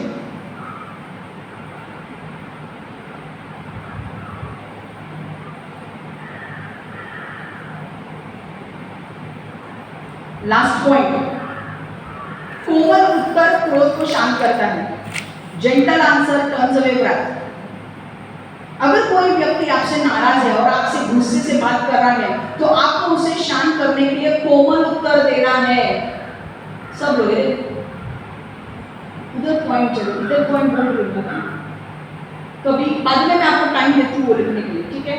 देखो कई बार लोग गुस्से में अगर आपसे बात करते हैं तो आपको गुस्से में आंसर नहीं देना है, आपको प्यार से उत्तर देना है। और ये मेरे लिए भी लागू होता है। ऐसे नहीं है कि ये सारे पॉइंट्स मैं बोल रही हूँ तो तुम लोग सारे के सारे पॉइंट्स मेरे लिए भी लागू होते हैं, बिकॉज जहां पे मुझको बदलना है मुझे भी बदलना है, ठीक है। गुस्से वाले व्यक्ति के साथ, जब भी आप कंडक्टर के साथ गुस्सा हो जाए, टैक्सी वाले के साथ गुस्सा हो जाए, किसी के साथ भी अगर आपको गुस्सा, सामने वाले का गुस्सा आपके ऊपर आ रहा है, प्रेम से उत्तर दो, उसका गुस्सा उतर जाएगा नीचे। हालेलुया। उसे प्रेम से उत्तर दो, प्रेम से बोलो, गुस्सा नीचे हो जाएगा। जो आवाज चढ़ के तुम भी बात करोगे, वो भी तो आवाज चढ़ के बात करेगा, तो और लड़ाई झगड़े हो जाएंगे। जब दूसरा वाला गुस्सा करता है, सामने वाला आदमी गुस्सा करता है, आप कैसे बोलोगे? कोमल तरीके से, give him a gentle answer. समझ में आ रहा है? देखो वचन क्या है, नीति वचन 15:1, नीति वचन 15:1, Proverbs 15:1, a gentle answer turns away wrath, a gentle answer turns away wrath, but a harsh word stirs up anger. एक ने बोला, तुमने बोला, उसने बोला, मैंने बोला, जोर जोर से अगर मैं भी बोलूंगी, तो सामने वाला जोर से बोल रहा है, मैं भी जोर से बोलूंगी, और लड़ाई झगड़े बढ़ जाएंगे। सामने वाला हाई वॉल्यूम पे है, हमको हमारा वॉल्यूम एकदम छोटा रखना है। समझ में आ रहा है? कोमल उत्तर से क्रोध शांत होता है, किंतु कठोर वचन क्रोध को भड़काता है। और gentle answer turns away wrath, but a harsh word stirs up anger. शांतपणे दिलेल्या उत्तरामुळे राग निघून जातो, पण तिखट उत्तरामुळे राग वाढतो। तिखट उत्तरामुळे राग वाढतो। When you speak kind words to people, it brings healing to them. देखो, आपको पता है लोगों को बहुत दुखी है, और आपको अगर लोगों के अंदर चंगाई लानी है ना, देखो चंगाई सिर्फ शारीरिक नहीं होती है, मेरा हाथ दुख रहा है, चंगाई मेंटल भी होती है, मानसिक रूप में भी, मेंटली भी आप लोग सिक होते हैं, दुखी होते हैं, डिप्रेशन में होते हैं। आपके अच्छे शब्द उनको उठाएंगे। मैं वचन बताऊं आपको, देखो, when you speak kind words to people, it brings healing to them. जब आप अच्छे शब्द उनको बोलोगे, जब अच्छे शब्द आप लोगों को बोलोगे, वो चंगाई उनमें लाएगा। Speak kind words to all who needs healing. जिनको जिनको चंगाई की जरूरत है, मेंटल चंगाई, शारीरिक चंगाई, कैसे भी चंगाई, उनके साथ प्रेम से बात करो, अपने आप उनके अंदर चंगाई आना शुरू हो जाएगी। कभी कभी लोगों के आंखों से आंसू नहीं आते, पता है क्यों? क्योंकि उनको इतना दर्द पहुंचाया, लोगों ने इतना दर्द पहुंचाया कि अब रो के कभी इतना रो लिया कि अब आंसू ही नहीं आते, इतने वो कठोर हो चुके हैं। ऐसे लोगों से जब आप प्यार से बातें करते हो ना, वो रोने लगेंगे आपके सामने, उनके अंदर चंगाई होगी। एक बार चंगाई होगी तो मेंटल वेलबींग होगा उनका, पूरा मेंटली को फिट हो जाएंगे। समझ में आ रहा है? देखो Proverbs 16:24, 16, नीति वचन 16:24, Proverbs 16:24, gracious words are a honeycomb, sweet to the soul and healing to the bones. Gracious words are a honeycomb, sweet to the soul and healing to the bones. नीति वचन 16:24, मीठी वाणी छत्ते के शहद सी होती है, एक नई चेतना भीतर तक भर देती है। हालेलुया। ओके, मायेचे शब्द मधासारखे असतात, त्यांचा स्वीकार करणे सोपे असते आणि ते प्रकृतीसाठी चांगले असतात। मध खाने से, हनी खाने से हमको अच्छा लगता है कि नहीं, स्वीट लगता है कि नहीं, वैसे ही अच्छे शब्द जो है वो मधुर होते हैं, मीठे होते हैं, जो हमारे शरीर को चंगाई लाते हैं, हमारे मानसिक रूप, मानसिक इमोशनल इसमें चंगाई लाते हैं। स्पिरिचुअली भी अगर लोग डाउन है तो भी उनको चंगाई देते हैं। हालेलुया। मैं आपको बोलूँ, प्लीज हाथ जोड़ती हूँ, ग्लोरी एंड लाइट मिनिस्ट्रीज के हम बहुत कम लोग हैं, हम ज़्यादा लोग नहीं है। जब से हम गोरेगांव से आ रहे हैं, हम 5-6 लोग ही है, पर 5-6 लोगों को मैं रिस्पेक्टफुली बोलती हूँ कि आपसे जो भी कोई मिले, उनके अंदर उनसे अच्छी बातें बोले, उनको प्रोत्साहन करें, उनको एनकरेज करें। हालेलुया। उनको एनकरेज करें, उनको डिस्करेज ना करें, उनको एनकरेज करें। आपके अच्छे शब्द एक मधु की तरह है, मदा से क्या है, हनी की तरह है। वो आप खाते हैं हनी, आपको अच्छा लगता है कि आप वो शब्द दूसरों को ना चंगाई देते हैं, वो सुनकर उनको बहुत अच्छा लगता है। कई बार मैंने देखा है, मैं कभी लोगों से मिलने जाती हूँ, मैं उनसे बात करती हूँ तो उन्हें बहुत अच्छा लगता है। अब लोगों को क्या आदत हो जाती है, मैं उनको मिलने के लिए जाती हूँ, मुझे फ़ोन करके बात करने के लिए परेशान करते हैं, और उनका रीज़न ये होता है कि मुझे आपसे बात करके बहुत अच्छा लगता है। मैं बहुत ऑनर्ड फील करती हूँ ये कॉम्प्लीमेंट से कि आपको मुझसे बात करके बहुत अच्छा लगता है, बट मैं बार बार अवेलेबल नहीं रहूँगी ना आपके लिए, मेरे भी खुद के अपने काम हैं। कुछ लोग तो मतलब बात करनी है इसलिए मतलब ये हो जाता है। इससे समझ में आता है कि लोगों को कितना प्यार की जरूरत है। क्या हम प्यार देने वाले बनेंगे? यीशु का प्यार, वो वाला प्यार नहीं, आपको नहीं, हाँ नहीं है, वो नहीं, यीशु का प्यार। नहीं तो मेरे को इधर कंप्लेंट के ऊपर कंप्लेंट आ गई, भाई तेरे चर्च के लोग प्यार दिखाने लगे हैं। प्लीज नहीं, यीशु का प्यार बोल रही हूँ। और सिंगल लोगों को शादी करके अपने दूल्हा दुल्हन से प्यार करते हैं। समझ में आ रहा है? समझ में आ रहा है? हम लोग प्यार करने वाले लोग बनेंगे कि नहीं? बनेंगे। हम लोग इनकरेज करेंगे कि नहीं? लोगों को नीचे गिराएंगे क्या? लोगों को ऊंचा उठाएंगे? लोगों को करेक्ट करना है तो कैसे करेंगे? प्रेम से करेंगे, है ना? और एक चीज मुझे आपको बोलना है, लास्ट पॉइंट, कि अगर आपको कोई भी समस्या है, अगर दो लोग आप एक दूसरे से बात नहीं कर रहे, चाहे वो हस्बैंड वाइफ हो, फ्रेंड्स हो, आपके रिश्तेदार हो, आपके रिलेटिव्स हो, या आपके एकदम इमीडिएट फैमिली मेंबर्स हो, कभी कभी हो जाता है ना झगड़ा, हम लोग मम्मी पापा के साथ बात नहीं करते और ये सब। मैं आपको क्या बोलती हूँ, अगर आप ऐसे लोग हो, कम्युनिकेशन इज वेरी इंपॉर्टेंट। बातचीत करना बहुत ही महत्वपूर्ण है। अगर आपको दो लोग, आपके दोस्त, आप बात नहीं कर रहे हो, झगड़ा हो गया, आप बात नहीं कर रहे हो, आपको एक दूसरे के साथ अगर प्रॉब्लम सॉल्व करना है तो आपको बातचीत करना जरूरी है। जब आप बातचीत करोगे तब आपके सारे जो प्रॉब्लम्स हैं वो मिटने वाले हैं। बहुत सारे लोग क्या करते हैं ना, मैंने मेरे लाइफ में एक रियल एग्जाम्पल ऐसा देखा था कि एक औरत थी जो मेरे टच में अभी भी है, बट उसका कैसे होता था कि वो कभी भी ना कन्फ्रंट नहीं करती थी चीज़ों को। कन्फ्रंट मतलब, अरे भाई अगर तुझे सपोजिंग फॉर एग्जाम्पल, उसका कैसे होता है, अगर उसको उसकी प्रॉब्लम था उसके हस्बैंड के साथ, तो मैंने उसको क्या बोला, भाई तेरे को तेरा हस्बैंड के साथ प्रॉब्लम है तो तू वो प्रॉब्लम्स मुझे मत बोलना।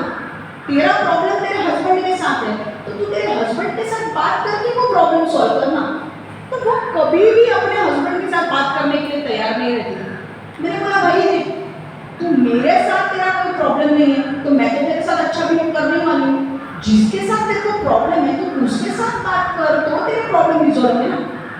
बाद में जाके वो औरत कभी मतलब उसको बोलता था नहीं मैं अपने हस्बैंड को ये बोलूँगी तो उसको अच्छा नहीं लगेगा, वो मेरी बातें समझता ही नहीं है। इसीलिए मैं आपको बोलती हूँ, हम लोग ने कम्युनिकेशन में ये भी समझा कि दूसरों की बातें समझने की कोशिश करो।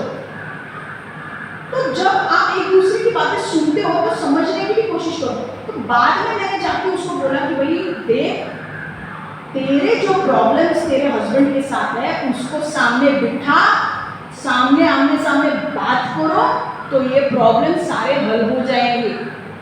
अंदर ही अंदर रखेगी तो और भी तू कुछ कर नहीं पाएगी, बार बार दिमाग तेरा वही घूमते रहेगा, कुछ बाकी की चीजों में भी तू काम नहीं कर पाएगी क्योंकि तेरे दिमाग में वही रहेगा। इससे अच्छा है कि तू तेरे हस्बैंड के साथ बात कर और सॉल्व कर। और मैं वही आपको ये देती हूँ, कम्युनिकेशन का आज हमारा लास्ट ये है। और मैं आपको यही सलाह देना चाहती हूँ कि अगर आप किसी के साथ बात नहीं कर रहे हो या आपको किसी के साथ रिश्ता अपना जोड़ना है, कम्युनिकेशन इज द ओनली की। आप बातचीत किए बगैर आप किसी के साथ रिश्ता जोड़ नहीं सकते। और अगर आपने पहली बार अगर किसी के साथ कम्युनिकेट करने की कोशिश की थी और आपको नहीं हो पाया, इससे हार नहीं मानना है, हाँ वापस ट्राई करना है। मैंने क्या बोला, ट्राई वंस अगेन, ओके। अभी आप अगर मुझसे भी बात अगर आपको करनी है तो आपको मैंने क्या बोला है, व्हाट्सएप पे मैसेज डालो भाई, व्हाट्सएप पे मैसेज डालो कि मैं आपके साथ कभी बात कर सकती हूँ। मैं आपको ज़रूर उत्तर दूंगी, कब मैं फ्री हूँ तब मैं आपसे बात करूंगी, क्योंकि मेरे को घर पे बहुत सारे काम होते हैं, बहुत सारे मिनिस्ट्री के काम होते हैं, इनकम टैक्स के काम, ITR सबमिशन है, बहुत सारे काम चालू है अभी एक साथ, बहुत सारे काम हैं। ओके, मैं अभी पुणे जाके आई गुरुवार को, उसके मध्यस्थी प्रार्थना फ्राइडे को रखा है, बहुत सारे काम होते हैं। तो अगर आपको मुझसे बात करना है कोई बात नहीं, मैं आपसे बात जरूर जरूर जरूर करूँगी। व्हाट्सएप पे अपना इंट्रोडक्शन डालना, अगर आप किसी और को मेरा नंबर देते हो, व्हाट्सएप पे अपना इंट्रोडक्शन डालना, आप कौन हो, किसी और को आपकी कोई पहचान है उनको मुझसे बात करनी, व्हाट्सएप पे इंट्रोडक्शन डालना आप कौन हो, और फिर मैं आपके साथ कनेक्ट करूँगी, फिर हम बात करेंगे। समझ में आ रहा है? ओके, और अगर मैं उस वक्त आपको मैसेज नहीं कर पाई या कॉल को आपके उठा नहीं सकी तो निराश मत हो, मैं वापस कॉल करूँगी। अगर मेरा कॉल वापस नहीं आता है तो वापस आप मुझे कॉल करो या तो फिर मैसेज करो, बिकॉज मेरे 1000 काम होते हैं, मेरा ध्यान अभी बहुत सारी चीज़ों में लगा हुआ है, पर मुझे आपको भी ऐसा नहीं छोड़ना है, ठीक है? बहुत सारे लोगों को जिनको ज़रूरत है मुझे उनको हेल्प करनी है, ठीक है? अगर मैं बाई चांस आपका फ़ोन नहीं उठाती हूँ, आप मैसेज डालो, मैसेज नहीं देखती हूँ, फ़ोन करो, पहला स्टार्टिंग व्हाट्सएप मैसेज से करो, मैं देखूँगी आपको रिप्लाई करूँगी। ओके, अगर आपका बाई चांस अगर मैंने फ़ोन नहीं उठाया तो निराश हो तो मैं वापस कॉल करूँगी आपको। ओके, समझ में आ रहा है? क्योंकि बहुत सारे लोगों की परेशानी होती है, भाई क्षमा को फ़ोन करें तो कब करें, फ़ोन करो, आप मैसेज करो मुझे, मैं आपको रिप्लाई दूँगी, आपके लिए मैं समय निकालूंगी, राइट? ओके, आपको ये वचन अच्छा लगा? परमेश्वर ने कम्युनिकेशन के साथ आपको बताया कि बहुत सारी चीज़ें आपने सीखी। Very good, very good. आज कविता ने भी बुक लाया है, लिखा है, मुझे बहुत अच्छा लगा। Praise God. अच्छा, और एक खत्म होने के पहले मुझे भविष्यवाणी देनी है कि परमेश्वर ने मुझे कहा कि जैसे कीर्ति वचन ले रही थी कि समुद्र 2 भागा हो रहा है। ओके, परमेश्वर आपके लिए आने वाले दिनों में मार्ग को, बड़े मार्ग को खोल रहा है। जो असंभव था वो परमेश्वर आपके लिए आने वाले दिनों में मार्ग को खोल रहा है। परमेश्वर आपको बोल रहा है, जब आपके लिए द्वार वो खुल जाएंगे, आपके सामने रास्ता जब आपके लिए खुल जाएगा तो आपको आगे बढ़ना है। ओके, और तीसरी चीज, परमेश्वर राइट टाइम पर आपके शत्रु के साथ लड़ेगा और शत्रु को हराएगा। हालेलुया। मैं एक चीज मैं आपको बोलना चाहती हूँ, बहुत जल्द आपके जीवन बदलने वाले हैं। परमेश्वर आपको प्रतिज्ञा के देश में लेकर जाने वाला है। बहुत सारे लोगों की शादी तय होने वाली है, बहुत सारे लोगों को जॉब लगने वाला है, बहुत सारे लोगों का अपना घर होने वाला है, बहुत सारे लोगों को लोन मिलने वाला है, बहुत सारे लोगों की बाहर जाने की यात्रा फिक्स होने वाली है। ओके, बहुत सारे लोगों के जीवन में आशीष आने वाला है, बहुत सारे लोगों के दरवाजे परमेश्वर खोल रहे हैं। आप बोल रहे हैं मैंने पहले ट्राई किया था तब मेरे लिए दरवाजा नहीं खुला, अब परमेश्वर आपके लिए दरवाजा खोल रहा है, क्योंकि ये जो वचन है, परमेश्वर ने मूसा को बोला छड़ी सामने रख और समुद्र 2 भागा। परमेश्वर आपके लिए नए दरवाजे खोल रहा है। You will see the blessing with your own eyes. Okay, परमेश्वर आपका आशीष आपको दिखाएगा, आने वाले दिनों में आपके लिए दरवाजा खोल रहा है। हालेलुया। यीशु के नाम से मैं प्रार्थना करती हूँ कि हर एक को ब्लेस कर, आशीर्वादित कर, इस वचन पर चलने के लिए मदद कर, और हर एक को परमेश्वर तेरे अनुग्रह से भर, अभिषेक से भर, टैलेंट से भर, और हर एक को ऊंचा उठा कर, हर एक को तेरे महिमा के लिए ऊंचा उठा, हर एक का इस्तेमाल कर, और हर एक व्यक्ति तेरे महिमा के लिए बड़े बड़े काम करे। यीशु के नाम से मैं प्रार्थना करती हूँ, शैतान इस वचन को चुरा ना पाए। यीशु के नाम से मैं प्रार्थना करती हूँ। Amen, amen, amen. God bless you. Take care.